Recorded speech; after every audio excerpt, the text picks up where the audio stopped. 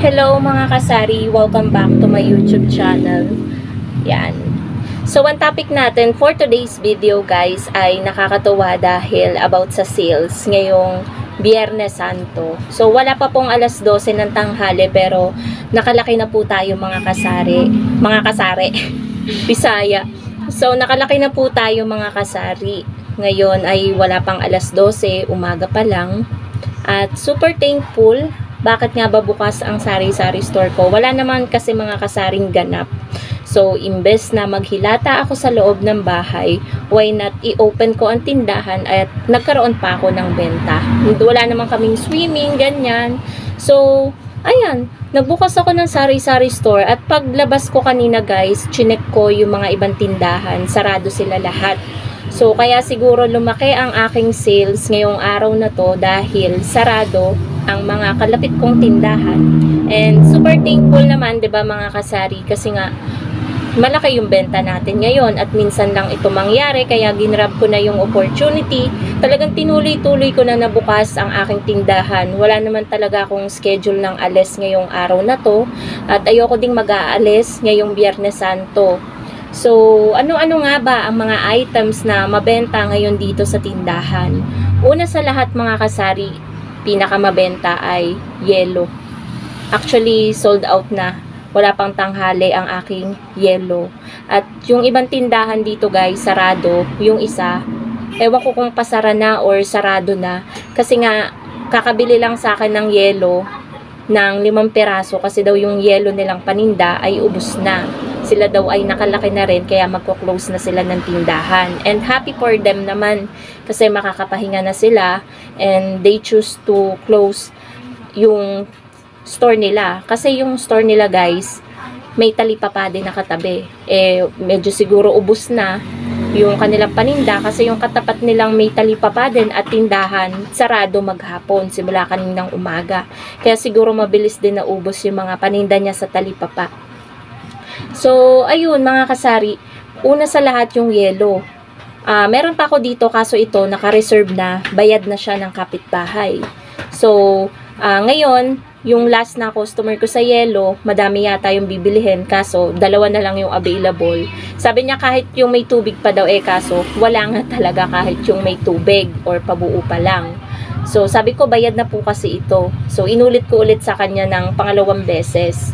Siguro kailangan niya talaga ng yelo. Pwede naman siyang pumunta sa Alphamart, 'di ba? May mga cubes naman doon, ice cubes. Sa Dali meron ding ice cubes, pero hindi ko din alam kung bukas ba ang mga Alphamart, ang mga Dali ngayon. Ewan ko din ngayong Friday kung dadating si Sir Marcel dahil hindi ko na siya inistorbo, hindi na ako nag-chat sa kanya. Sa isip ko na lang pumunta man siya or hindi, okay lang kasi holiday talaga ngayon Ewan ko kung bukas ang Pure Gold. Alam ko pag mga ganito may pili na Pure Gold na open pero halos lahat ay close kasi nga Biyernes Santo, holiday na holiday kasi ngayon. So pangalawa na pinakamabenta is yung ating GCash load, yung ating cash in, cash out, pero mas in demand ngayon ang cash in, yung mga nagpapadala. Tapos mabenta din mga kasari, siguro ang daming nagpapalamig kaya mabenta yung ating evap na gatas. Yan. Siguro nag-aano sila. Sabi nung bumili kanina, tapos yung nagpa-reserve, maghahalo-halo daw sila. So, tamang-tama yan, napakainit ng araw. So, mabenta ang ating asukal, tsaka yung ating mga evap na gatas. Yan talaga ang tamang-tama ngayong panahon na to and holiday season kasi talagang complete ang family sa kanilang kanya-kanya mga bahay. At yung iba na mga family ay siguro nasa beach, ganyan, nasa out of town, ganyan, or nag-staycation, ganyan. So, ayun, tamang-tama naman yung panahon na to na complete ang family, na magpahinga, ganyan, i-enjoy ang holiday. So, ako naman, okay naman yung holiday ko. Ngayong Biyernes Santo, kakatapos ko lang maglaba. Parang ordinary na araw lang, ganyan. Kakatapos ko lang maglaba and after that, ayan, nagtitinda tayo, nagyayaw-yaw ngayon dahil wala masyadong bumibili. Kapag, ano yun? Load muna. Load.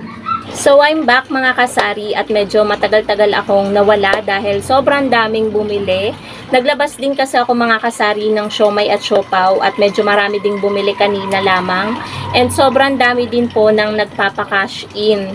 Actually paubos na nga mga kasari yung laman ng ating GCash dahil sa sobrang daming nagpapa-cash in at load.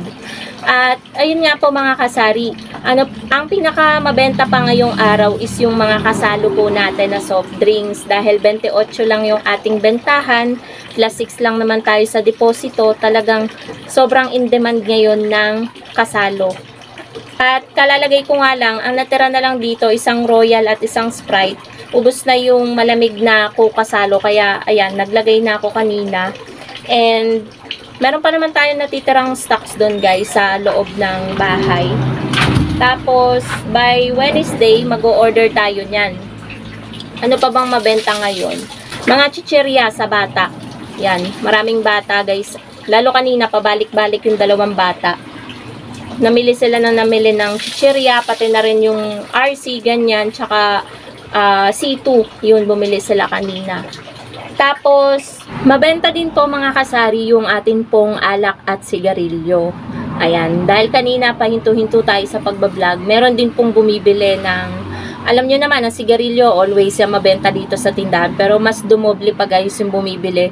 Dahil halos 'di ba sara yung mga tindahan sa labas. Tapos may mga resort dito guys, palibot ng resort dito. Marami 'di bang kapag mahal na araw, maraming nag-outing. Meron nga dito guys, dalawang lalaki, kakabili lang. Basa pa yung kanilang suot na damit, nakamotor sila. Bumili sila ng alak at sigarilyo, pati na rin mga biskwit. Tapos pagkatapos nila, maya-maya may bumili ulit. MP naman yung binili nila. Yung kasunod, ang binili naman ay Alfonso litro. Tapos bumili din ng Sprite at sigarilyo. Yun guys, yung kagandahan talaga na i-grab natin yung opportunity dahil, di ba sa alak medyo malaki yung tubo natin, sa sigarilyo sakto yung tubo natin. Kapag nakaubos tayo na madami, dun lang tayo tumutubo ng medyo malaki-laki. Ang itlog hindi masyado mabenta ngayon, pati mga kape. Ang mabenta talaga ngayon is yung mga ebap. Yung ebap natin dito sa taas guys, isang peraso na lang yung ebap natin. Tapos yung yellow, sold out na. Kaya ngayon guys, di ba kanina nung nag-intro ko, wala pang alas 12. Ngayon ay alauna na. Ngayon lang talaga ako nakabalik sa pagbablog. Kasi nga, napakadaming bumibili and nagpapa-cash in. Tapos kanina nabanggit ko rin na wala masyadong bumibili. Hindi kasi sunod-sunod yung bumibili. Kapag may bibili, ayun, tsaka lang sila magsusunod-sunod. Pero kapag nawala, as in wala naman. Kapag may bumili ulit, yun, magsusunod-sunod na yung bumibili and nagpapa-cash in. Tapos yung sales natin ngayon guys, medyo okay naman yung sales natin. Malaki-laki na yung sales natin dahil nabalitaan ko, ang bukas na lang na tindahan dito guys ay isa na lang, dalawa na lang kami na bukas. Halos lahat ng tindahan dito sa may tabing kalsada ay close sila ngayong Good Friday, ngayong Biyernes Santo. So ayun, i-grab natin yung opportunity lalo na kung nasa bahay lamang tayo na kumita tayo kahit papano. Kasi yung mga kakompetensya natin mga kasari, bihira lang din silang mag-close ng kanilang tindahan. Kaya yung opportunity na ganito, i-grab po natin parate yung ganyan. Pero kung may pupuntahan naman po tayo, sila naman ang mag-grab ng opportunity. Tulad nung last Saturday, kasal nung kapatid ko, half day lang bukas yung tindahan ko. Sila naman ang bumenta. So, bigayan lang yan mga kasari. So, yung sales po natin ngayon, siguro kumita na tayo sa GCash ng mga 500. Kita na yun guys ha. Sa lahat ng cash in, sa lahat ng transaction, pati sa load. Tapos, actually, nung isang araw pa, maano talaga guys ang GCash. Sobrang ang daming nagpapa-GCash. And then, yung sa sales natin sa tindahan, sa mga groceries, sa yellow, nakabukod na yan eh. Actually, nakapagtapong na nga ako ng 1-1.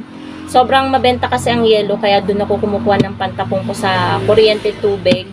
And at the same time, yung sales natin guys sa tindahan, sa groceries, ay nasa ano pa lang 1.5, mga ganon. Pero para sa akin guys, malaki-laki na yon. Tapos sa sigarilyo, yung sales natin sa sigarilyo nasa 1,000 na to. 'Di ba guys? Malaki-laki na. nakakakalahating araw pa lang tayo, siguro bago tayo mag-close, baka tayo ay maka 5,000, ganyan. Para sa akin guys, diba, lagi ko na share sa inyo, yung 5,000, 6,000, 7,000, kapag nakaganon na dito sa area namin. Dahil wala naman masyadong tao pa dito, hindi dikit-dikit ang bahay at medyo liblib pa, diba? Marami pang mga puno, hindi pa bahayan as in dito guys, wala pa masyadong establishment, mga buildings, ganyan.